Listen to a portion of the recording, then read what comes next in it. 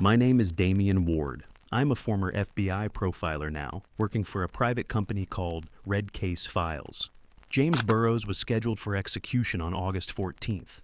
He agreed to speak with me voluntarily, under no duress, with full awareness that nothing he said would affect his sentence or its enforcement.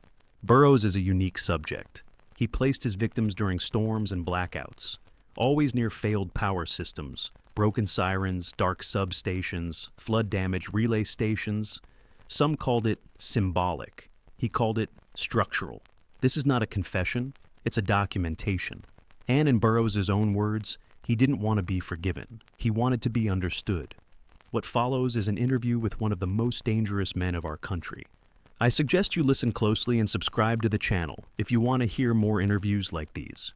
You can suggest a city or prison I should visit next. Just write it in the comments. Let's get this interview in. Yeah, I'll talk. You said 15 minutes, right? That's fine.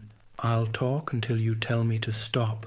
You know what people always assume? That I had some kind of break, some moment where I snapped like the levee gave way and the flood came roaring out? But that's not how it happened. Not for me. I was never a broken thing. I was always whole, just made of different parts. I was 9 the first time I stood in floodwater. Back then, I lived in a little split-level house in Slidell, Louisiana. You could smell the rot in the walls even when it wasn't raining. My mother used to scream when the water came, not because of the danger, but because the carpet would swell like a sponge and we couldn't afford another round of bleach. She was tired by then. My father left early, before I was old enough to put his face to memory. Not that it mattered. If I had known what I'd become, he might have run sooner. The thing is, and you might find this useful, Travis,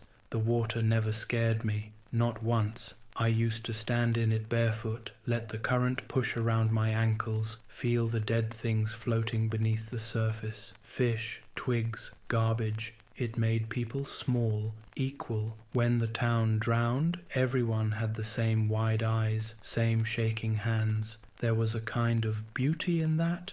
You found beauty in the destruction? Not the destruction itself, the leveling, that's what I admired. Floods, blackouts, hurricanes, they strip away the theater of civilization. People think streetlights and supermarkets make us different from animals, but pull the plug and you see what we really are. They scream the same in every state, every storm. I used to watch them and wonder, if I went missing in this moment, who would come for me? The answer, of course, was no one. That stuck with me. The idea that most people are unmissed. Fast forward, I didn't finish college. I tried for a year. Journalism. I liked cameras, liked how they froze people mid-scream. I couldn't afford to stay in, and truthfully, I didn't see the point. My instincts were sharper than any curriculum. So I started chasing storms, literally. Sold photos to weather sites, local newspapers, even FEMA once. A few awards, some community plaques. One woman in North Carolina called me a hero with a lens. I kept that email. It made me laugh. I wasn't a hero. I was an opportunist. I knew that when the sirens failed, people got sloppy. That's when you could move through the dark and no one looked twice. Police were busy pulling bodies from rivers. Paramedics overwhelmed. Power gone. Signal lost. It was the perfect theater. The first one, that was in Houston, Hurricane Ike, 2008. You remember that one. I was 27, renting a rusted-out Ford Econoline, sleeping in it most nights. I'd just sold a photo set to a Gulf news outlet, families wading through chest-high water, all that tragic poetry. Then I saw her, a woman alone, no flashlight, soaked through, carrying bags of what looked like cat food. I offered her help, said I was headed toward higher ground. She got in. I didn't touch her, not at first. I dropped her at a shelter, but I followed her later, watched where she went. The shelter generators failed that night. Total darkness. The guards had left. The world outside was howling, but inside it was calm, too calm. She died without making a sound. That part stuck with me. She just slumped. I strangled her, left her outside the compound next to the backup power box like a little offering, and I felt clean. Why did you pick her? Why does anyone pick anyone? She was vulnerable, but also, and I mean this clinically, she felt irrelevant. No one saw her leave with me. No one asked for her later. The shelter never even reported her missing. Not to police, not to the press. I know because I checked. It confirmed what I already suspected. In the right setting, a life can disappear without consequence.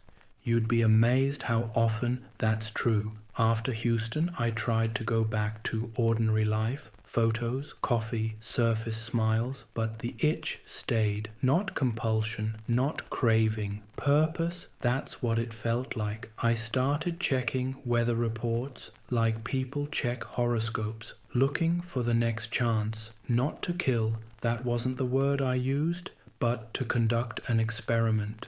How far could I go without anyone seeing me?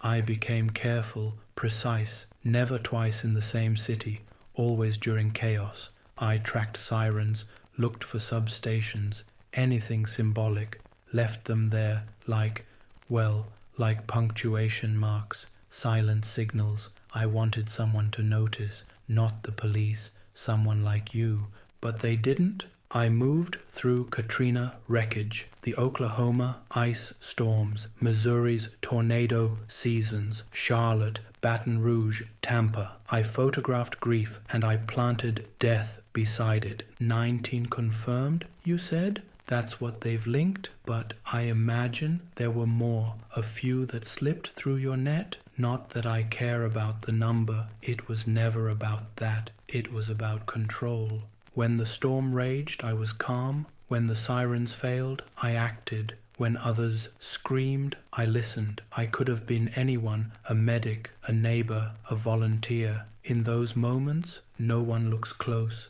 Everyone's too busy surviving. That's how it started. That's how it grew. Did you ever feel remorse? Not in the traditional sense. I felt clarity.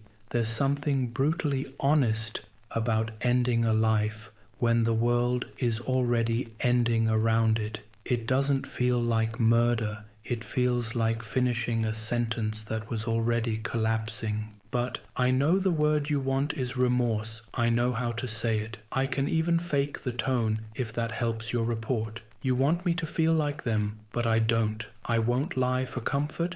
I remember each of them. I remember the angles I left them in, the framing, their final expressions, some calm, some confused, but never terror. I never picked the ones who'd scream. That's not art, that's noise. I liked the quiet ones, the invisible ones.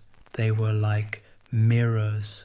You know, I used to hope someone would figure it out, that one day a profiler would sit across from me and ask the right questions, not to punish, just to see, to understand the design. Because there was one, Travis. There really was. And now, here we are. But I'm getting ahead of myself. The pattern, the escalation, that came later. You'll want to hear how the press found me, how I let them, but I'll save that for next. It's only fair you know how the story ends after you've seen how deep it goes. You ever read your own name in print before they know it's you? It's a strange feeling, a mix of pride and boredom, like watching a stranger give a bad summary of your life. I remember the article. It was 2013. A blogger from Georgia, some intern trying to make a name for herself, posted a piece called "The Siren Signature. Are These Storm Deaths Connected?" She circled 3 cases, Baton Rouge, Jacksonville, and Mobile. She noticed the proximity of the victims to broken emergency sirens. It was flimsy, a reach, but it was the first time someone saw the edges of the pattern. She didn't know what she had. The post barely made it past a few hundred shares. No national attention, no police response, but it was enough to stir something, and I hated that it was her. because she got it wrong. She called the deaths random, called the placements ritualistic. She said I was possibly traumatized by childhood experiences with emergency response systems. I laughed out loud when I read that. I've never been traumatized a day in my life. Trauma is a crutch people use to make sense of sharpness. I wasn't broken. I was focused. So you were disappointed to be misunderstood?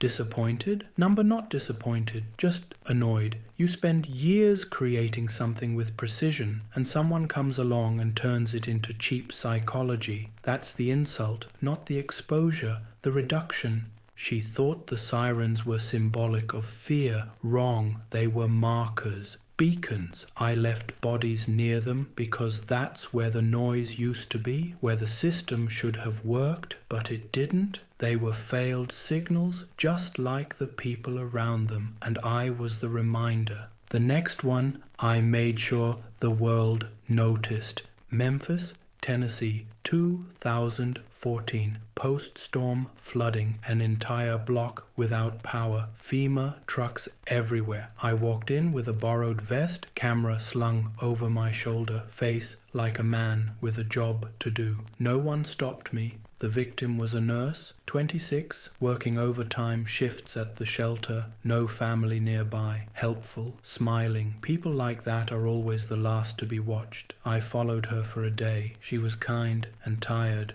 I took her in the generator room of a damaged clinic. No lights, no cameras, no witness. I positioned her body carefully, as I always did, head turned slightly, eyes open, hands relaxed, leaning against the backup generator. I took the photo myself, sent it in anonymously to a local disaster journal under the name R. Silas. It was published, won a ribbon. They didn't realize what they were looking at.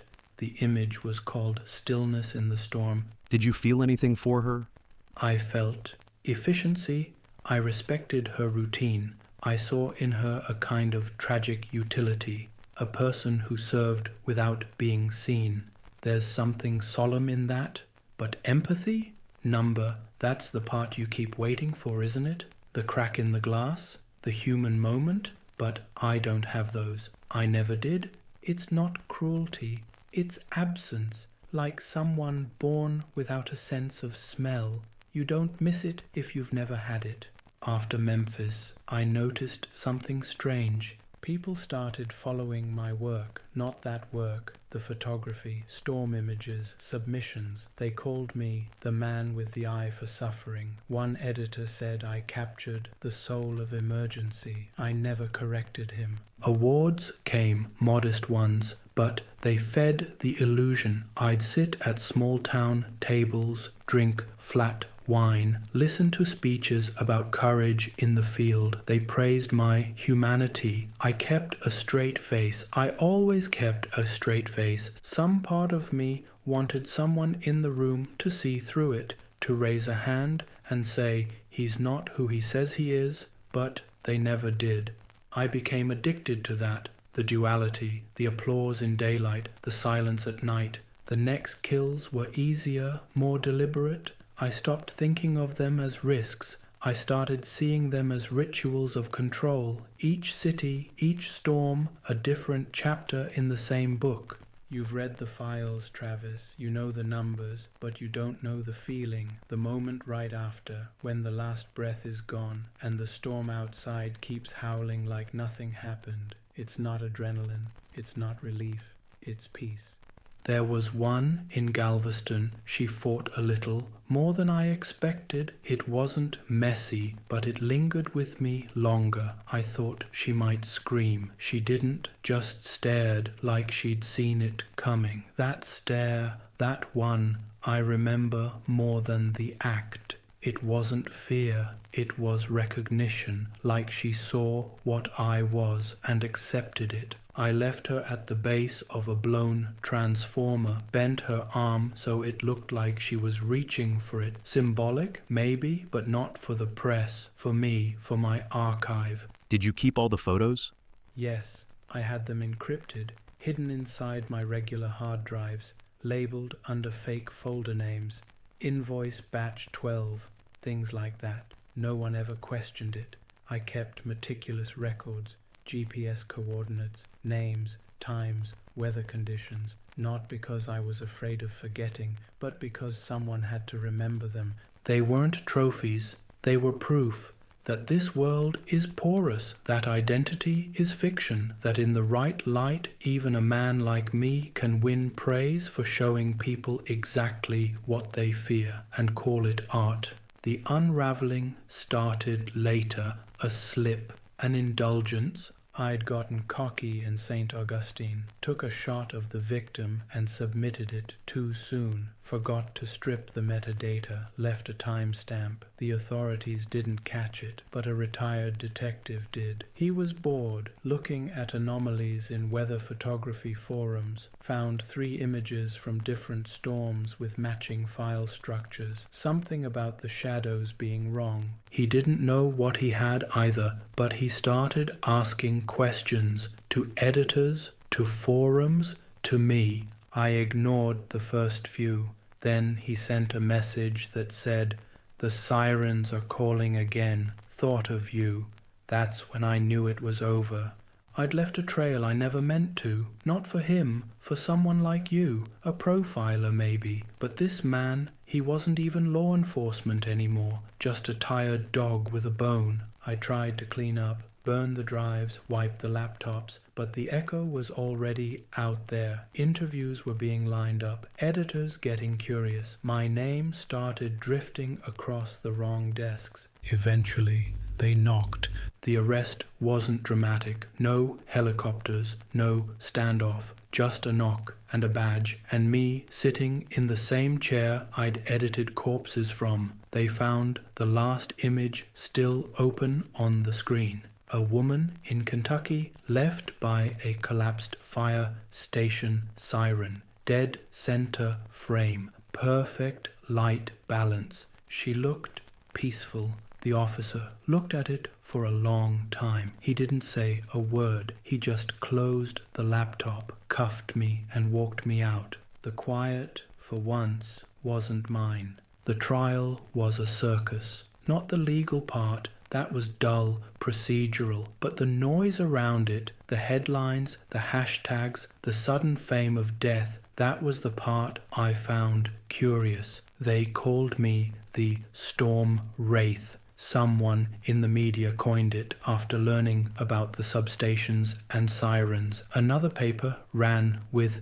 the Blackout Killer. I preferred that one. Cleaner, more accurate. It acknowledged the method, not the myth. But they weren't really naming me. They were naming their own fear, giving it a headline they could print between car crashes and celebrity overdoses. People don't want truth. They want narrative. I gave them one. I remember watching the trial coverage from my holding cell. The news stations had to use courtroom sketches because the judge barred cameras. One sketch made me look like a priest. The angle of the collar, the tilt of the head, it gave me a kind of serenity. I liked that. They interviewed victims' families.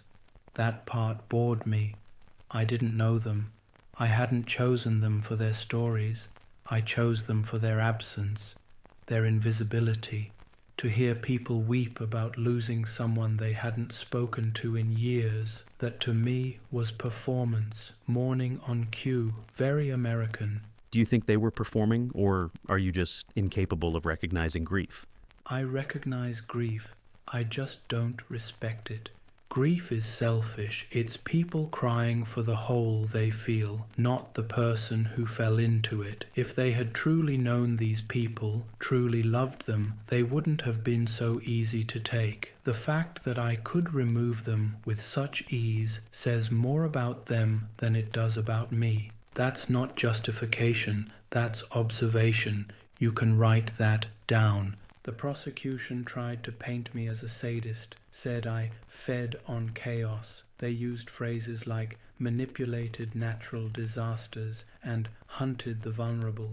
The lead prosecutor compared me to a vulture in a hurricane. It was poetic. I almost applauded. My lawyer told me not to speak during trial, said anything I said would confirm the worst assumptions. He didn't understand that the assumptions were the only honest part of the whole process. The evidence was enough. The photos, the GPS logs, the testimony from the editor who recognized my submission tags. Still, I stayed quiet. Let them narrate me. Let them wrap the myth around the man like a body bag. The death penalty came fast. Florida moves quicker than most. I wasn't surprised. I'd already made peace with the outcome. I'd run the string as far as it would go. 18 victims confirmed, 19 unofficially, 6 states, 11 years. I lived longer in shadows than most people live in light. After sentencing, they transferred me here, death row. That's when things got slower, quieter, not dull, just distilled.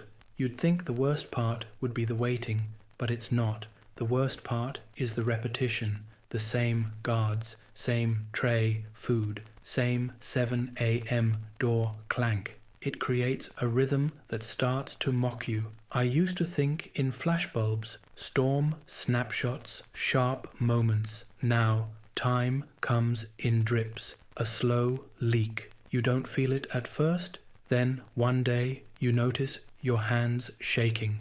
But I still remember the storms.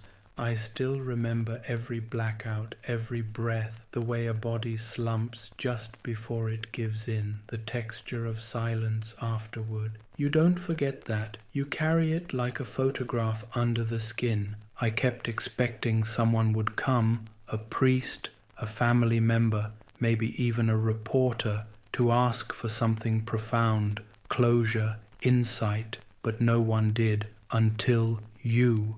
What did you expect me to ask? I thought you'd ask what made me, what turned me into this. That's the question they all circle, as if there's a key moment, a single trauma they can pin the blame on. But the truth is, I was always this. No defining scar, no cruel uncle, no head injury, just disinterest. From an early age I noticed how people vanished, how little the world flinched when they did. A missing dog got more posters than a missing man. That idea never left me. So I started documenting it. At first with a camera, then with my hands.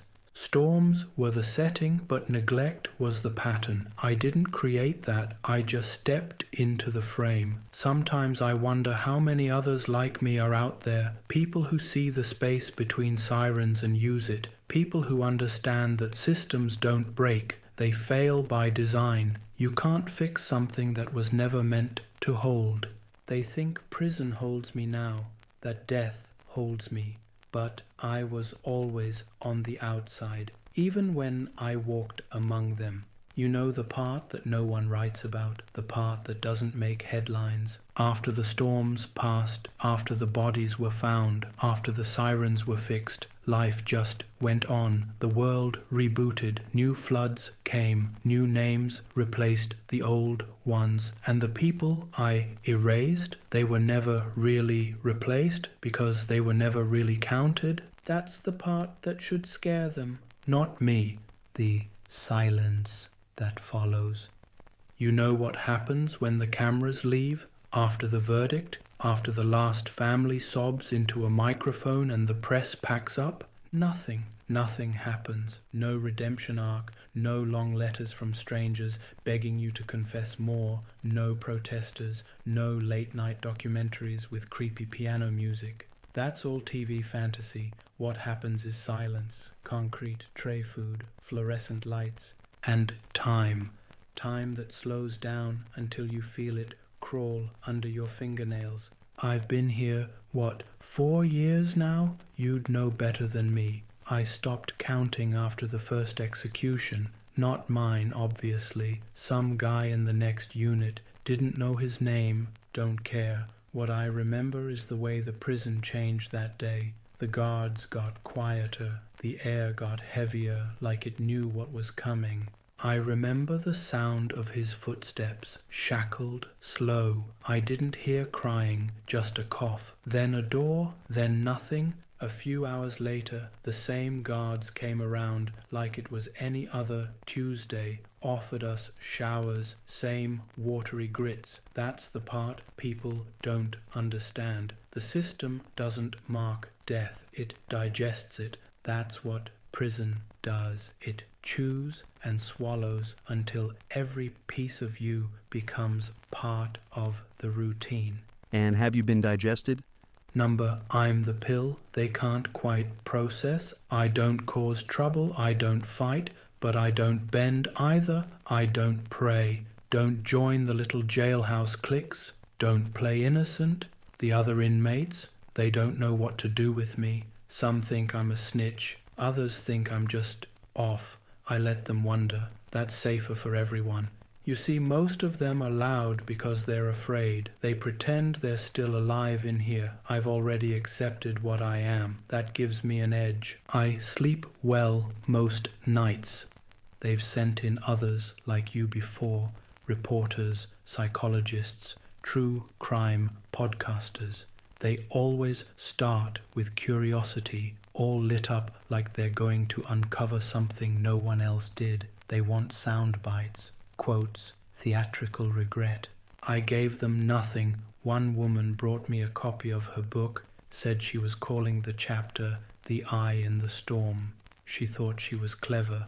I told her to burn it. She left in tears. She wanted a monster. I gave her a man with good posture and no apologies. Do you see yourself as a man, James, or something else? I see myself as awake. That's more than I can say for most people out there. They walk around hypnotized, chasing money, likes, acceptance, all while pretending their lives matter more than they do. But they don't. You know it. I know it. I just acted accordingly. When the blackout comes, you learn quickly what matters. Not hope, not family, not God. The only thing that holds shape in the dark is intent. I had intent. Some call that evil. I call it honesty. In here, no one wants honesty. They want the illusion of rehabilitation, as if you can scrub the blood off a soul with enough therapy and chapel visits. But me, I don't want to be rehabilitated. I don't need saving. I was never lost. I think that's what scares them most. They can't explain me. I'm not a sad story. I'm not delusional. I didn't hear voices or have blackouts or fall through some emotional trapdoor. I walked into every storm with both eyes open. I chose the timing, the locations, the victims. I built a structure. I maintained consistency. I evolved when necessary. You want to understand my mind? It's simple. I found meaning where others didn't. I observed patterns in human neglect. I operated within the margins of disaster, like mold in drywall, and I kept records. That's not madness. That's method. Why keep records if you knew you'd eventually be caught? Because I didn't do it for secrecy. I did it for permanence. Most people die and vanish. Their lives are footnotes in someone else's story. But I left structure, detail, form. If someone really wants to understand the fault lines in our systems, how easily people disappear in chaos, they'll find my work. If they're honest, they'll learn something. Of course, no one will say that out loud. It's easier to call me evil and throw me in a box, but even boxes leave echoes. Sometimes I imagine a student, maybe 20 years from now, stumbling across a dusty database, seeing the pattern, connecting the photos, reading these interviews. Maybe they won't agree with what I did. They shouldn't, but maybe, just maybe, they'll understand the why. Not everything has to be forgiven to be understood. That's the difference between you and the others, Travis. You're not here to weep or gawk. You want to understand, and that makes you dangerous in your own way. But don't worry, understanding me won't turn you into me. That takes a very particular vacancy. They've scheduled me 3 times 3. Each time I got the letter, pale manila envelope, black stamp, typed date like a gravestone, execution set for, and then the number, always 3 weeks out, always at dawn. They like dawn for these things, as if it cleans the process. But all 3 were stayed, appeals, motions, technicalities, lawyers who think they're saving a soul when they're really just extending a timeline. The first time it came, I thought I might feel something, dread maybe, or clarity, but all I felt was irritation, like waiting for a train that never arrives. You brace, and then nothing, no tracks rumbling, just more concrete, more air. You want to know the part that gets to people? It's not the date itself, it's the routine around it. They start treating you differently. Quiet respect, pity, maybe. The guards stop looking you in the eye. Your meals come warmer, clean a tray. You get 2 hours outside instead of 1, as if they're easing you into erasure. And just when you begin to accept it, gone. Stayed, reversed, paused, like they enjoy the tease. Do you want it to happen? Want is the wrong word. I'm ready for it.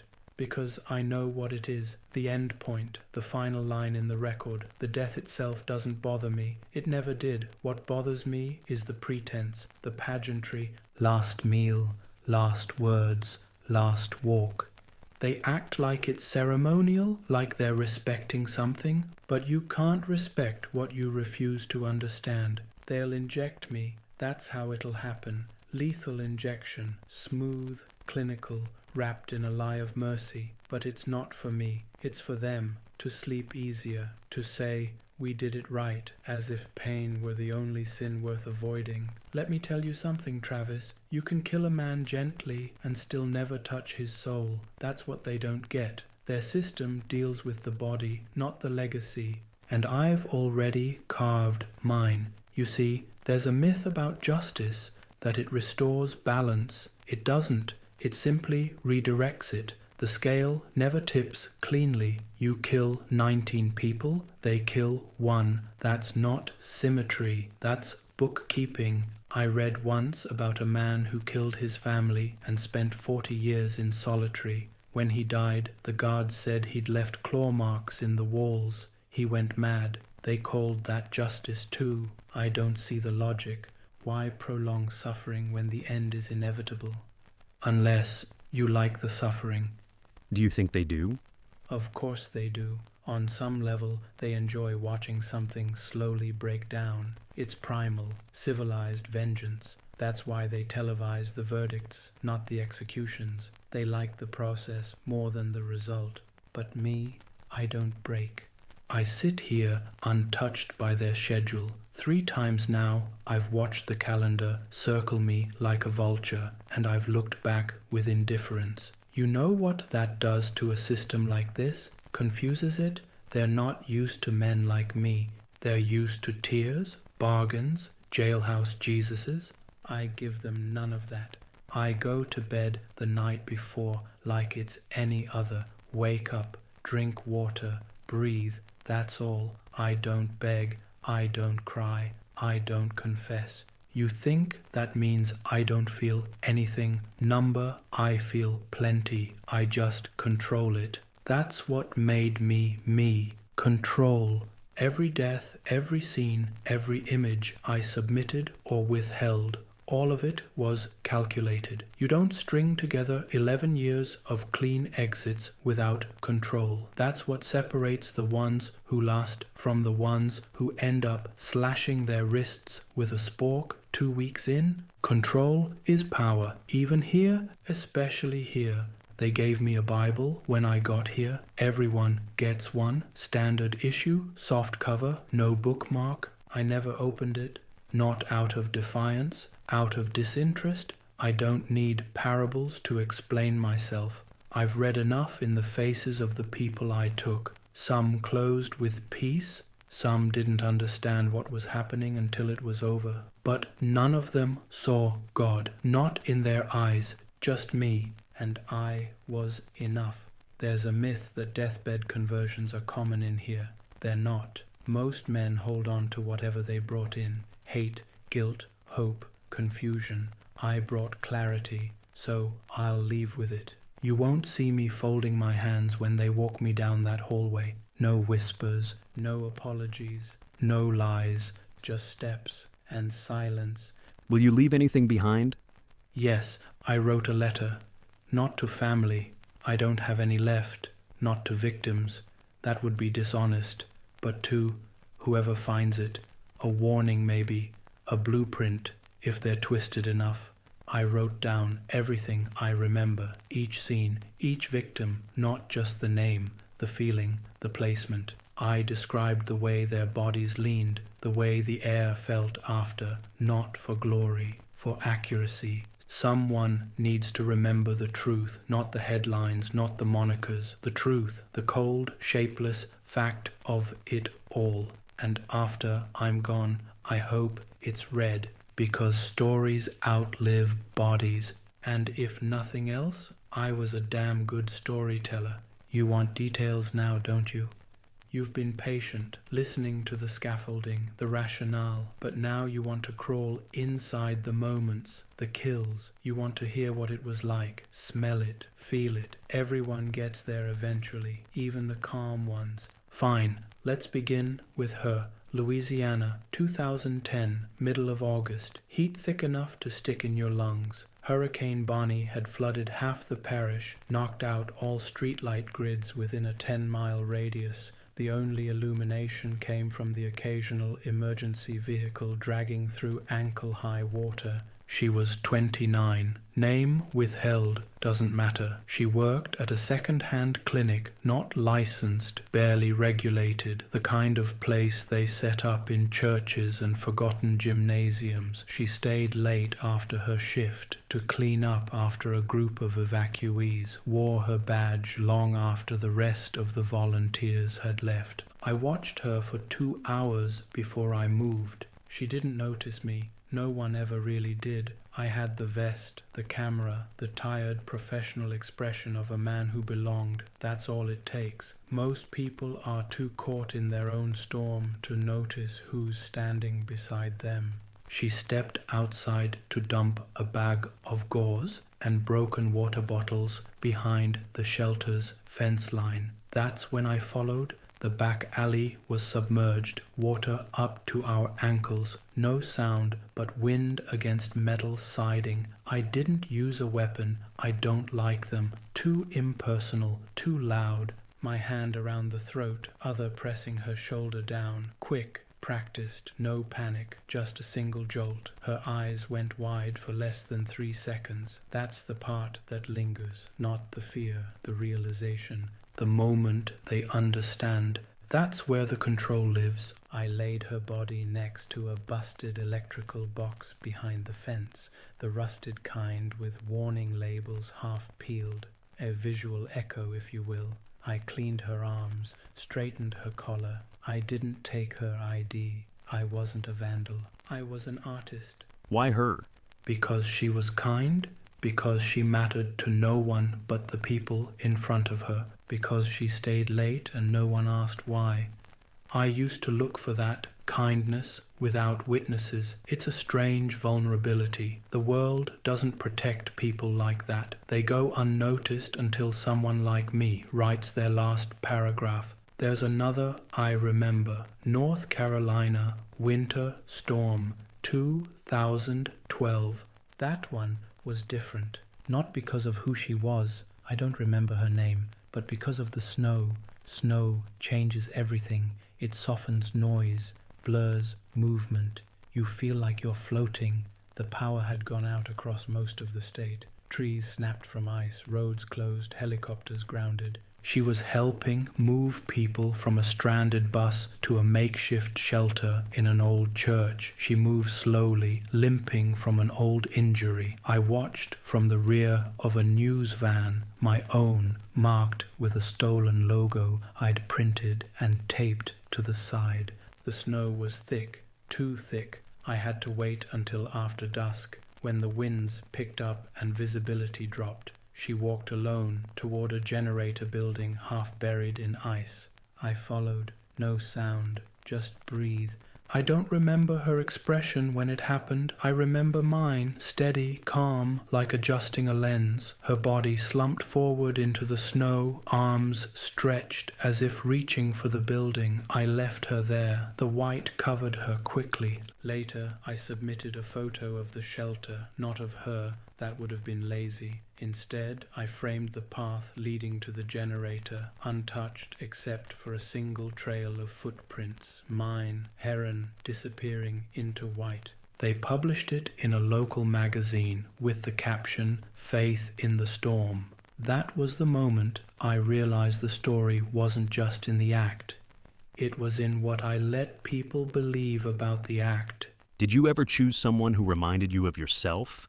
That's a dangerous question, not because it's wrong, but because it's close.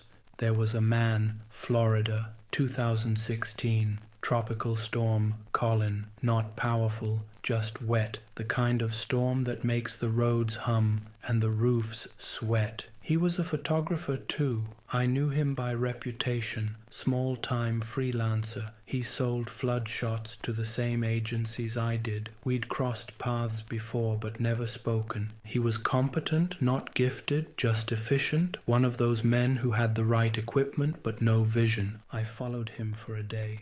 Watched him crouch, line up shots of fallen trees and wet children being rescued from rooftops. His jacket was bright red, easy to track. He didn't know how to blend in, didn't think to. When the power went down in the southern half of the county, I made my move. He was climbing into his van, parked behind an abandoned Rite Aid.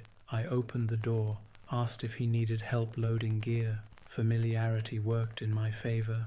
It wasn't fast, he struggled, I didn't care. Sometimes it's okay for it not to be fast. Sometimes a little mess adds texture. I took his camera bag when I left. Not the photos, I didn't care about those, but the bag. It still smelled like mildew and film chemicals.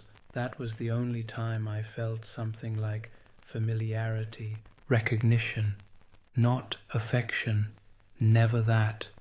Just the awareness that I'd finally turned the lens inward, briefly. After that, I chose more carefully, more distance, no room for echo. People like to believe killers have a type. That's projection. I didn't choose based on trauma. I chose based on position, where they stood, who they were when no one was looking, if they stayed behind to help, if they moved quietly, if no one checked their name twice. That's when I moved. Because storms reveal the truth, and truth, Travis, is always vulnerable. You asked me earlier if I see myself as a man. That question's still circling in the back of my mind, not because I doubt the answer, but because I doubt the question. You see, I think most people mistake form for function. You have flesh, you bleed, you vote, you apologize. So they say that's a man. But I don't think being a man is about the structure. I think it's about the presence, the ability to stand inside yourself without blinking. And I was never really inside myself. That started early, not with violence, not even with loneliness, just with emptiness. You ever sit in a room full of people and feel like a ghost? I did. Not once. Always. Birthdays, class trips, Sunday mornings, everyone's eyes moving around the table, conversations bubbling, hands brushing against plates. And I'd just be there, watching, not ignored, not bullied, not sad, just missing.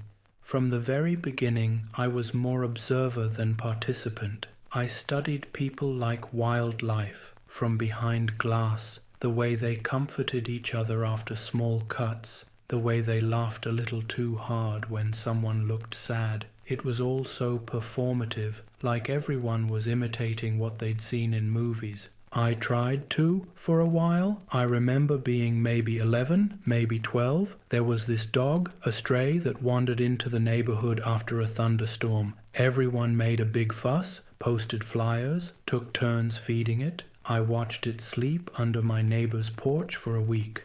Then one night I took it. Didn't kill it. I wasn't cruel. I just walked it out past the development, past the ditch behind the old railroad tracks, and let it go. I wanted to see if anyone noticed, if they'd really missed it, or if it was just an accessory to their own goodness. They noticed. Flyers doubled. Some kid cried in class. For a moment I thought maybe they were sincere, maybe they really felt something for it. But the week after, it rained again, and no one talked about the dog anymore. It taught me something. That people forget quickly?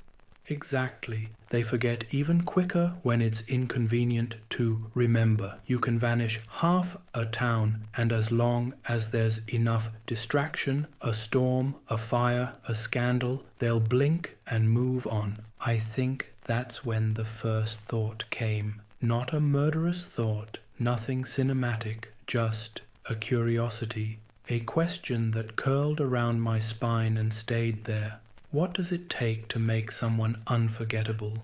Not famous, not celebrated, just unavoidable? People try through legacy, family, faith, but all of that fades with time. Names carved into stones no one visits, stories twisted through retelling. What I did was different. My work wasn't meant to last in sentiment. It was meant to last in structure, in silence, in records and cracks. You see, I don't believe in souls, but I do believe in impressions. You ever walk into a room and feel like something happened there, like the air still remembers? That's what I wanted to leave behind. And it started with that dog. I didn't understand the fullness of it then, but it was a seed. I stopped pretending after that. I didn't cry at funerals. I didn't cheer at games. I watched, calculated, drifted through school like smoke. They called me quiet, said I had a still mind. Teachers liked me. I didn't disrupt, I just observed. When the time came to leave home, I barely noticed. My mother was 3 parts vodka, 1 part grief by then. She didn't ask where I went, just told me to lock the door if I left after dark. I did, and I never went back. Do you think the emptiness was always there, or did something create it? I think it was always there. Some kids are born hungry, some are born angry. I was born absent, not broken. That word implies a previous state of wholeness. I was built this way, like a corridor with no rooms, a frame without content. And I think that's why photography came so naturally. It's the act of looking without participating, framing things without feeling them. It's control without intimacy. And later, death became the same thing. I could watch a life flicker out the same way you'd watch the sun slip behind clouds. Not dramatic, just inevitable. That's what you still don't get, Travis. Everyone wants the evil to be loud, fire and blood and madness. But real evil, if we're using that word, it's quiet, patient, clean. It doesn't announce itself. It arrives when the sirens are already broken. There was a woman, not a victim, not exactly. Her name was Eleanor Crane, journalist, flood chaser. She wrote for HydraWire, one of those low-budget disaster outlets that trades Pulitzer ambition for muddy boots and wet notebooks. You wouldn't know her unless you were in the business, and I was. We crossed paths in Jackson, Mississippi, 2015. The Pearl River had turned the city into soup, dogs swimming beside mattresses, National Guard trucks half submerged, and Eleanor, soaked to the bone, was scribbling notes like the storm was going to quote her back. She stepped into my shot. That's how we met. I was crouched near a broken fence line, photographing a crumpled traffic light leaning into the flood like it was whispering something. She walked into the frame, saw me and smirked, said, "Yours'll get published, mine'll just rot in my bag." I laughed. Genuinely? That's rare. We talked briefly, shared credentials, names. She'd heard of me, not as a killer, of course, just as the storm guy. She said I framed things like grief on pause. I liked that phrasing. I didn't correct her. After Jackson, I kept bumping into her. Baton Rouge, Pensacola, once in Wilmington. Coincidence at first, then it started to feel like orbit. We never traveled together. That would have broken the illusion. But we found reasons to compare notes, equipment, access credentials, weather alerts, mutual utility. She was sharp, not brilliant, but sharp, the kind that notices things, patterns. She asked questions the way you disarm a bomb, slowly, precisely. One night in North Carolina, sitting on the bumper of her rental car, she asked me, "Why do your storm photos always have something mechanical in them? Power boxes, sirens, generators. It's like you're chasing the infrastructure, not the people." That stopped me. No one had noticed that before, not even editors. I smiled, said something vague. "Machines tell the truth, people don't." She wrote it down.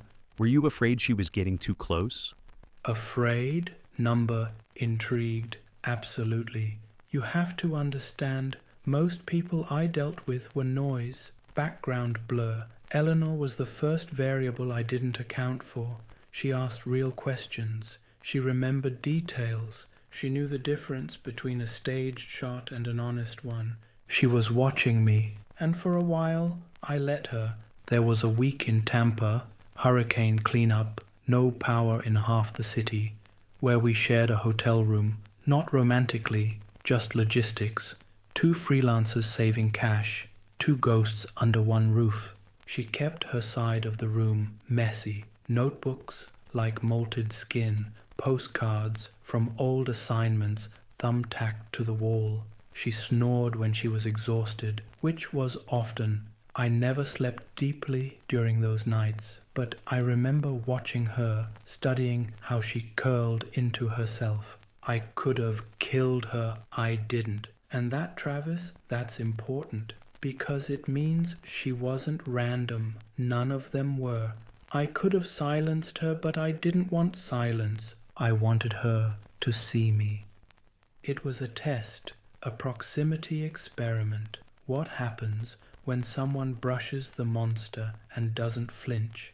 Eventually, she did. It was in New Orleans, 2016, post-flood. The shelters were full of bodies, both living and dead. The system was failing in the usual ways. Eleanor had been working a missing persons angle, underpaid, of course, but still thorough.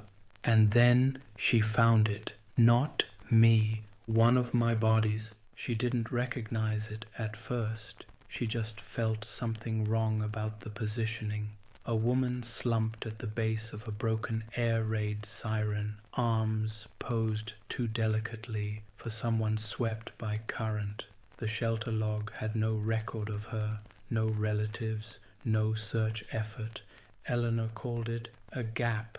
She started tracing the others, photo archives, old clippings, submission tags. She noticed a pattern in file names, the same ones I'd lazily reused: SC0042, Flood Eyes 13, signal framed, buried in my submission history across 4 different agencies. And one night she knocked on my motel door, calm, holding a flash drive. "I think someone's using storms to cover murders," she said. Not accusatory, not hysterical, just curious. I didn't let her in. I said I was tired, that I'd look at it later. She left it in an envelope under the door. I never opened it. Did she suspect it was you? She didn't say. But the way she looked at me that night, the silence between her words, told me she knew, or at least felt. And here's the tragic part, Travis, the truly human moment. She didn't go to the police. She waited for me to say something, admit it, confess. She gave me a window, some desperate, romanticized version of closure. She thought I might be one of those broken men who wanted to be stopped. She was wrong. The next morning, she was gone. No note, no story, no follow-up article. I never saw her again. I later checked. She left journalism that same year, moved to Arizona, teaches photography now, community college. I found a staff bio once. She quoted Dorothea Lange. The camera is an instrument that teaches people how to see without a camera. I wonder what she sees now. She got close, closer than anyone, and she walked away. That tells me everything I need to know about her, about me, about the line between curiosity and courage. The last days, they weren't chaotic, they were deliberate. See, there's a myth that killers spiral, that we get sloppy, unravel, trip over our own hubris like we're begging to be caught. Maybe that's true for some, not for me. I didn't spiral. I opened the door. I knew the pattern was getting tighter. The forensic net, the chatter, the former detective, Haldeman, I think, who started posting those vague storm death theory blogs, the forums connecting siren malfunctions to certain photo bylines. Hell, Eleanor had practically sent me a telegram in the shape of a flash drive. So I tested it. Tallahassee, 2017. Tropical storm Emily. Modest damage. Flickering power grid. It wasn't even worth covering for most journalists. Too small, too tame. But I went, set up in the downtown relief zone. Same vest, same old Nikon. But this time I didn't wear gloves. And the woman I picked, I left her staged more boldly than any before, centered, director, no pretense of accident. I even used a new lens, one Eleanor had once loaned me, left the metadata intact, submission tag labeled signal framed tally. I wasn't asking to be caught. I was allowing it. You know the difference, don't you? So it was intentional? Number, it was inevitable. I'd built something so precisely, so quietly, that it was bound to echo back. And when it did, I didn't flinch. They came for me 6 days later. No flashbangs, no drama, just 2 agents and a warrant. I answered the door in a clean shirt, camera bag already zipped at my feet. One of them looked confused, said, "You don't seem surprised." I told him, "You took longer than I expected. That part never made it into the trial notes. They found everything, not because I was careless, but because I'd stopped hiding. The hard drives were in plain sight, folders named exactly what they were, Archive 1, Finals, Proximity Log. I'd even begun writing the sequence, a manuscript, cold, factual, not for publishing, not for fame, for clarity. I wanted someone, anyone, to read it and understand, not forgive, not even fear, just see the shape of it all. The prosecutors called it a confession. I called it geometry. You want to know something strange? I felt calm in that interrogation room. I mean, perfectly calm, like I'd come home. They showed me photos, asked me to confirm victims. I didn't deny a thing, didn't brag either. I answered like a man reviewing a project plan. Yes, that was Pensacola. No, I didn't touch her post-mortem. Yes, she was placed intentionally. No, she didn't scream. One of the agents vomited after the 3rd folder. I remember thinking, you wanted to see the truth, didn't you? People always think they're prepared for darkness until it stares back without blinking. The truth is rarely loud. It's organized, clean, measured. It has timestamps and GPS coordinates. That's what made me different. I wasn't chaos. I was control wearing the mask of circumstance. And when they put me in cuffs, I didn't resist. I nodded, walked, exhaled. It felt finished. Not defeated, just done. Why then? Why not sooner? because I wasn't done until then. I had something to build, and once it was built, there was nothing left to maintain. The archive was complete, the patterns closed, the silence behind the sirens finalized. There's a moment when you know a structure can't take another brick. You feel it. One more, and the whole thing collapses. That was Tallahassee, my last brick. And I didn't want collapse. I wanted preservation. That's the difference between me and every failed imitation that will come after. They'll burn out, get sloppy, leave noise behind, but I left design. And now here I sit, watching people study the rubble like it means something. You included? Do you feel relief? In a way, yes. Not because I'm free. I never wanted freedom. I wanted recognition of structure. The storm was always going to end, Travis. I just chose when to step out of the rain. The cell doesn't bother me. Neither does the countdown. It's all part of the design now. I've heard people say they want to die with dignity. That's a lie. What they want is to die with a story. And I've already told mine. I've read the letters, the ones they send me. Not family. I told you, there's no one left to write from that side of the line. I mean the others, strangers, curious minds, people who find their way to this address through court transcripts, documentaries, podcasts, you name it. Some hate mail, sure, burn in hell, hope they botch your needle, that kind of thing. But those are easy to ignore. That's just noise trying to feel like justice. What fascinates me are the other ones, the ones written in blue ink, soft hands, careful grammar. They ask questions like, do you believe you were born this way? Was there ever hope for you? If you could go back, would you change it? As if morality were a door I accidentally left open. As if this all could have been solved with a hug and a decent therapist. Do you ever wish it could have been different? Number, and that's not pride, it's clarity. I don't traffic in regret.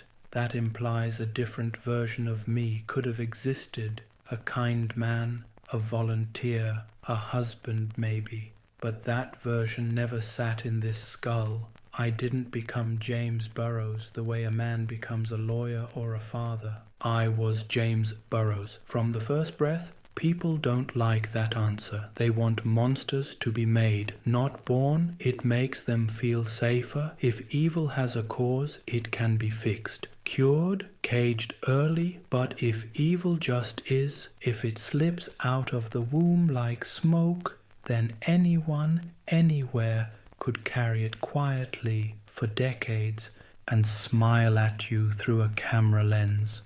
I've watched people squirm through that possibility. Watched them crawl toward redemption like it's a finish line. They talk about grace, God, second chances. I've seen inmates pray so hard they bleed from the eyes. They hold the Bible like it's a shield, like if they flip to the right verse fast enough, God won't remember what they did. That's the performance I never joined. Because I know what I am and what I'm not. So you Believe morality is a myth? I believe it's a costume. We wear it when the lights are on, when we're being watched, when there are rules and fathers and sidewalks and sirens that still work. But when the storm comes, when the power cuts and the water rises, people stop pretending. They loot, they push, they leave the weak behind. I didn't invent that part of human nature. I just paid attention to it. Morality is pressure sensitive. It changes with context, like wet ink. And once I saw that, I couldn't unsee it. It's not that I rejected morality. It's that I saw how fragile it was, and I knew how to work around it. There was a priest once, visited me here maybe a year into sentencing, said he felt called to speak to me. We sat in the visitation room, yellowing walls, faint hum of electricity overhead, and he read me verses like they were incantations. thought he could dig through me and find a child, a victim, something soft underneath. I let him finish, listened politely, even nodded. Then I asked him, "How do you know your God wasn't just another version of me, watching, waiting, letting it all burn?" He didn't come back. I wasn't mocking him. I just wanted honesty. If your God allows famine, rape, mass graves, and widows soaked in flood water, then what is he if not me, multiplied by scale? People call that blasphemy. I call it arithmetic. I don't fantasize about escape. I don't lie in bed dreaming of an alternate life. I don't close my eyes and wish the clock would turn back. All of that would mean this was a mistake.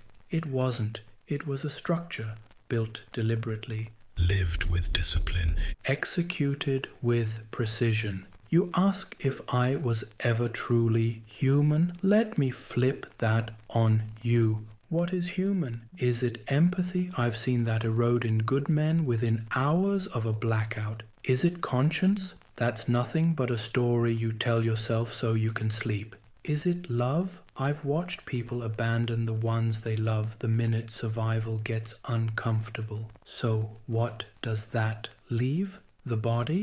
Then yes, I was human. I bled, I ate, I exhaled, I smiled at strangers and gave directions to people I knew I'd later watch disappear. But the soul? I don't think I had one. I don't think anyone does. Not really. What we have is the illusion of permanence. And I broke that illusion over and over, cleanly, quietly, until someone finally stared long enough to see what they were really looking at. And here I sit, not with shame, not with pride, just presence, unapologetic, undistracted, undeniable. They watch me here closely, not always with eyes, sometimes with silence. That brand of institutional quiet that isn't peace, it's surveillance. The guards pretend not to look, but I see it in the angle of their boots when they pause near my door, in the way they stop talking when I pass. They think I might do something dramatic, something final. I won't. I've never been impulsive. The others here, they scratch walls, mutter scripture, scream into toilets, hoping the pipes lead somewhere. They lose themselves in noise because silence terrifies them. But I prefer it. I always have. There's a rhythm to this place. A schedule so dull it could sand the edge off any mind that still has hope clinging to it. Morning count, trace lot, rec time, alone, fenced in. Even the air feels institutional, like it's been filtered of memory. They assigned me cell B12, corner unit, no view, just concrete and flicker. The man in B11 cries in his sleep. Doesn't matter if it's summer or winter, always the same soft whimper like a dog dreaming of punishment. I never asked what he did. That's the rule here. Don't ask, don't tell, don't care. But they all know me, even if they don't say it. What kind of reputation do you have in here? They think I'm the quiet one, the cold one. Some think I'm protected, that the guards keep me untouched because I'm high value, like a specimen in a jar. Others think I've killed inside too, which I haven't. Not for lack of opportunity, just lack of necessity. Killing here would be pointless. The conditions are already terminal. Violence in this place isn't power. It's panic. It's men reaching into the dark, hoping they'll hit something that feels like control. I don't need that.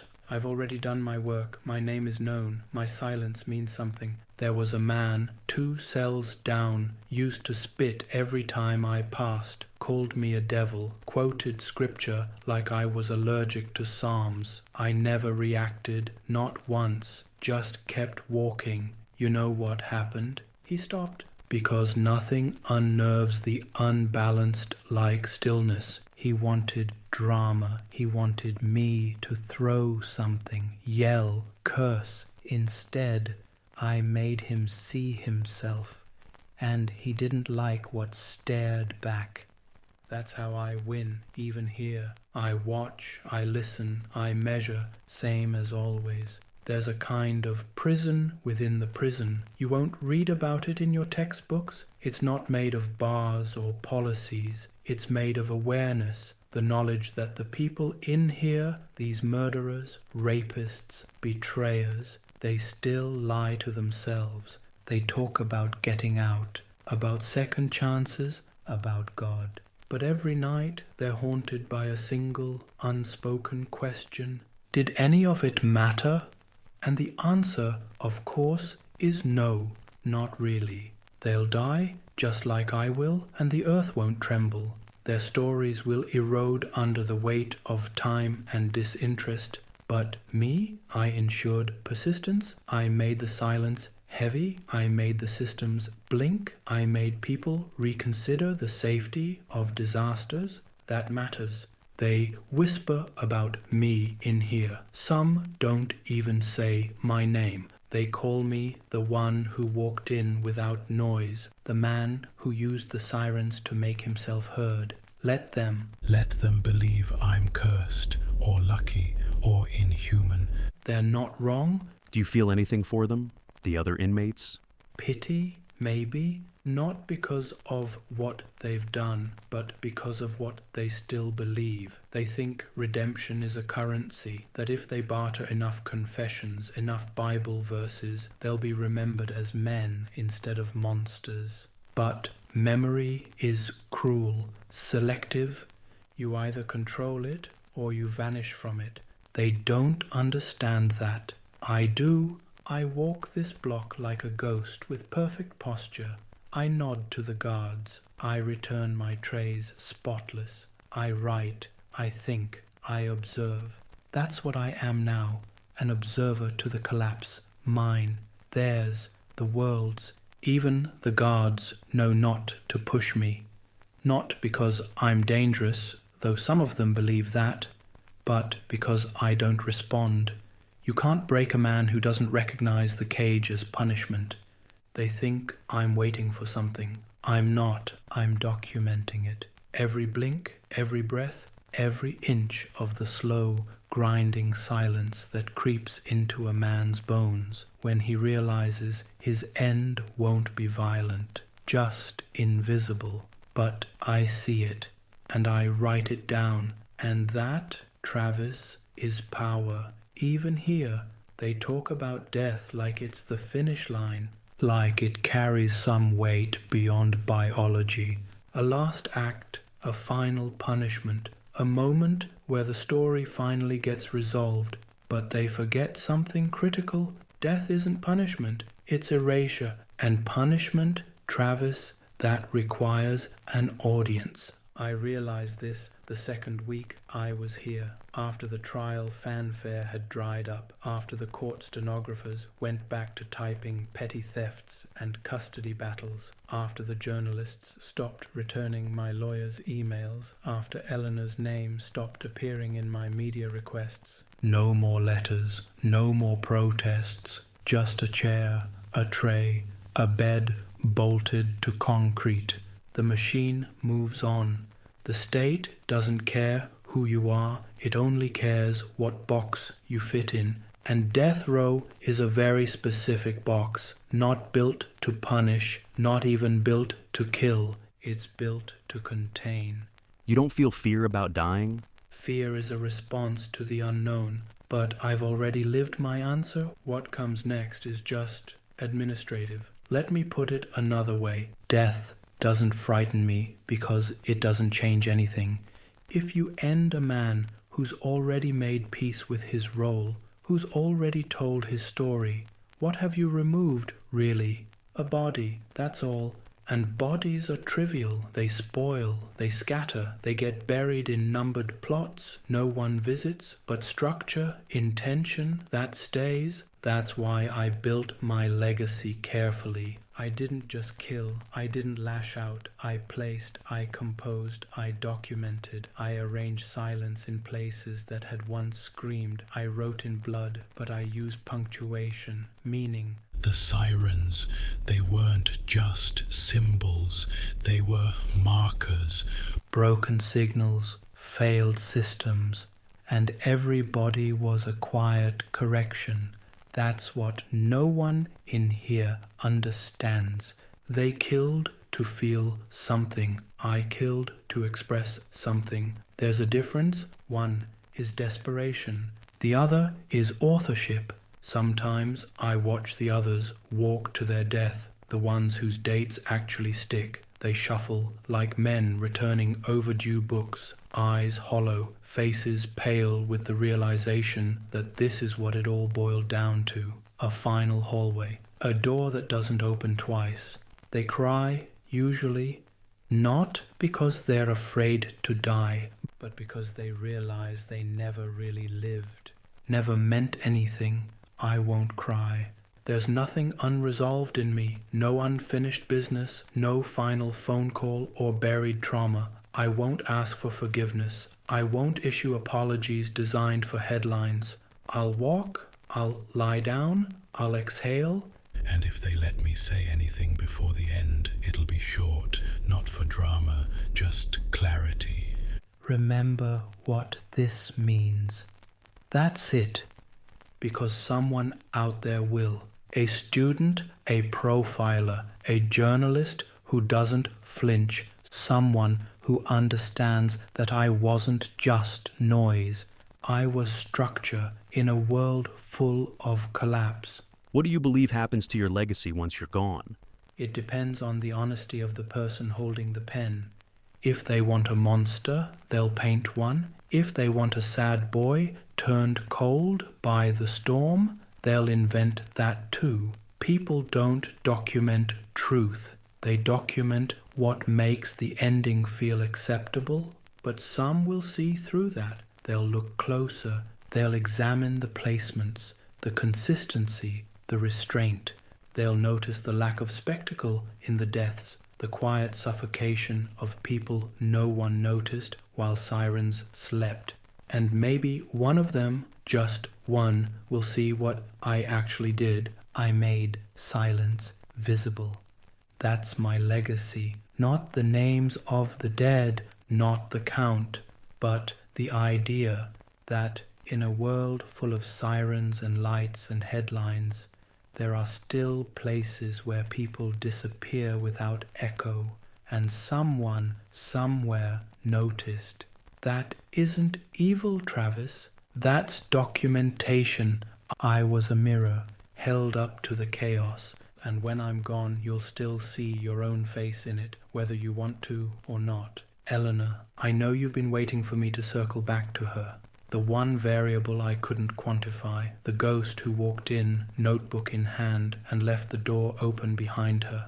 I think about her sometimes, not in the way people romanticize. There was never any heat between us, no tension. It wasn't like that. I didn't want her, not physically, not emotionally. I wanted something else. I wanted to be seen, and not in the way the court saw me, not in the way the media tried to fit me into a headline. Eleanor saw without flinching. She looked at the ruins and didn't reach for comfort. She documented them. She understood what it meant to witness something quietly. She was the only person I met who knew that observation could be intimacy. Did you feel connected to her? Number, not in the way you mean. I don't feel connection. I observe proximity, patterns, familiarity. But yes, she was the closest. You see, Eleanor represented a strange mirror. She did what I did in a different register. She watched, she recorded, she existed on the edges of things, not inside the grief, but just outside of it, framing it. And for a moment, I thought she might be capable of completing the work. That's why I didn't kill her. Not out of mercy, not out of affection, out of design. Because killing her would have silenced something useful.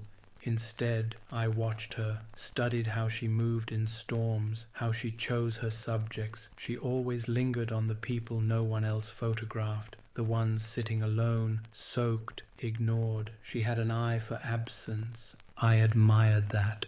But she failed the test. When she discovered the pattern, when she stood outside that motel door with the flash drive, she could have exposed me fully, publicly. She had everything.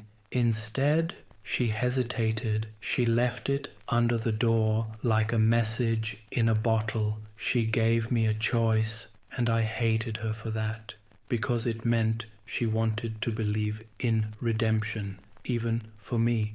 Eleanor, for all her clarity, still reached for the idea that I might step into the light, confess, cry, say it was childhood trauma or loneliness or God knows what else. She didn't want truth. She wanted narrative, a neat little arc. But there is no arc, only architecture. So I never opened the flash drive, because the minute she offered me that choice, she stopped being a mirror and became part of the noise. Still, she lingered.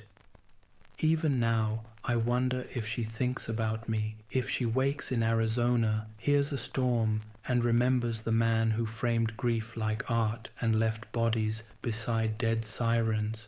I imagine she does. Not often, but enough to feel the weight of what she almost did, what she almost changed, what she chose not to stop. That's why she's in this story, not as a heroine, as a failure of proximity. Do you blame her? I don't blame people. I just file them. Eleanor was a chapter. She didn't close the book, but she turned the page. She didn't save anyone. She didn't stop me, but she made the ending possible, and in that way she served her function. That's all any of us do, really. Serve function. Some building, some break, some record, some erase. I erased, she recorded, and you, well, you're still deciding. That's why you're here, still listening, still writing, still hoping you'll catch the soft edge of something human in me. But there is no edge, there's only shape. You're not interviewing a man, Travis. You're indexing a structure, a closed system. No cracks, no leaks, just design. And Eleanor, she was the only one who almost saw that in time. Almost. It's official now. The date's been set again. 4th time. No appeals left. No technicalities. No saviors behind the glass, with folders and furrowed brows. 2 weeks from today. 7 a.m. Clean room. Quiet floor. They'll shave the spot on my arm. Check the vein. Tape it down like they're prepping a specimen. Which, in their way, they are. And I'm ready. Not in that tired, spiritual sense. I don't mean I've made peace. I didn't lose anything to make peace with. I'm not crawling toward the end. I'm walking, calm, upright, measured, as always. They gave me the final form last night, a checklist. Would I like a spiritual advisor? Number last meal preference. Something simple, something with symmetry. A steak, medium rare, 2 eggs, black coffee. Not because I care how it tastes, but because the contrast pleases me. There's a line on the form. Final words, if any. I left it blank. Because you and I both know they're already being said here. These sessions, this right now, this is the final statement. Not for the public, not for them, but for the record, the real one, the one beneath the headlines. Do you expect to feel anything in that moment? I don't know. Maybe a flicker, not of fear. I've lived without that for too long, but of curiosity. My whole life, I've been the one watching, the one behind the frame, composing, adjusting, waiting for the right silence. And in that final second, I become the subject. Just once. One last frame. I wonder if I'll hear the machines humming, or if the silence will be clean. I hope it's clean. There's something beautiful in that, a stillness unspoiled by words or movement. I imagine it like a dark room. You hang the film, you wait, you breathe, and then the image reveals itself. That will be me, fully developed. Nothing left to expose. The other inmates, they ask me if I'll fight, if I'll spit, if I'll stare the warden down with some final shred of defiance. I tell them no, there's nothing to defy. I'm not being punished, I'm being concluded. This isn't judgment, it's punctuation. I know what comes next for you too. The transcripts, the revisions, the meetings, the slow digestion of all this into something useful. Maybe you'll publish, maybe you won't. Maybe you'll talk about me in your lectures when the lights are dim and the students are tired but still curious. You'll say I was calm, controlled. You'll mention my language, my memory, the way I never once raised my voice. You'll look for the cracks, the anomalies. Try to convince them I was a cautionary tale, not a blueprint, but some of them. Some of them will hear it differently, not as warning, but as pattern. And I accept that because what I've done here, this whole life, it's just a reflection, a mirror held up to the blind spots no one wants to admit exist, a siren that didn't make noise, but still told you the truth. People think the final breath is the end. It isn't. The end is when the echo stops, and I've ensured mine will travel carefully, quietly, precisely. Any last thing you want to say? Anything that should remain off the record? Number, leave it all on. This was the most honest thing I've ever done. Let them listen. Let them feel the weight of a voice that never needed to shout. Let them sit in the silence and know it was intentional. My name is James Burrows, and I was never lost, never broken, never sorry, only observed. That concludes the interview with James Burrows. Subject remained composed throughout. No visible signs of agitation. No hesitation in speech or thought. His affect was flat but deliberate. Tone steady, voice measured. There were no observable emotional fluctuations, even during descriptions of violent acts. He maintained consistent eye contact, not in defiance, not in intimidation, just presence. Like he'd already lived the moment before I arrived. There were no requests made, no questions for me, no final comments off the record. What he gave wasn't a confession, it wasn't even a justification. It was structure. The architecture of a man who knew exactly what he was, and chose to remain that way until the very end. He didn't ask to be remembered, but I think he knew he would be. If you found this conversation disturbing but revealing, consider subscribing, and let us know which prison or city you'd like us to drive to next. See you soon. This was Damian Ward for Red Case Files.